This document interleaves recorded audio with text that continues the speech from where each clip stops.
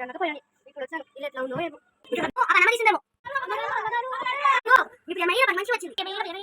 మీ ప్రియమైన పని మంచిదే కదా అమ్మగారు అంటే ఎక్కువ మాట్లాడు. ఇలా పోగొట్టుకొని అన్నంటావు.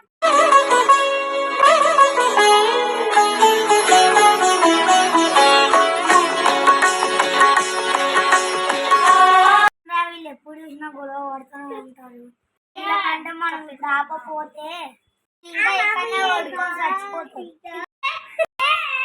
అంటే నువ్వు నాకంటే చిన్నదానే ఉండు. మాట్లాడక అర్థమవుతుందా? అర్థమైంది వదిన గారు.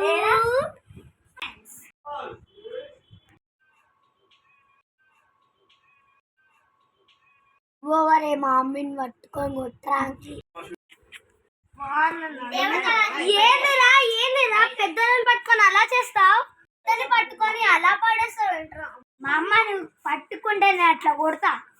అలా అని మీ అత్తనే పడేస్తావా? కొట్టలేదు. అమ్మ నువ్వు బాగున్నావా? నేను బాగానే ఉన్నారా. మీ అత్తనే ఎప్పుడు చూసి గొడవ పడుతూనే ఉంది. అమ్మో ఏంటి అర్థలు? అమ్మగారు ఏమైంది? గొడవ పడుతున్నట్టు. అంతా నీ వల్లనే వచ్చింది. ముందు ఈ నుండి వెళ్ళిపో. సరే వెళ్ళిపో అని చెప్పడానికి ఒకదాని ఇంట్లో ఉన్నా కదా. ఏం లాభం లేకపోయినా ఏం లాభం. వాచ్ దొబ్బేసిందేమో. ఎవరికి తెలుసు? అమ్మ తెలిసిపోయిందేమో. దొరకకూడదు.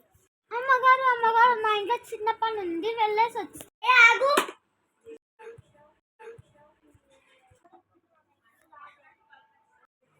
ఏంటమ్మగారు? మర్యాదగా చెప్పు. ఈమె వాచ్ నువ్వే కదా దొబ్బేసింది? అవునమ్మగారు నేనే దొబ్బేశాను. Subscribe to our channel.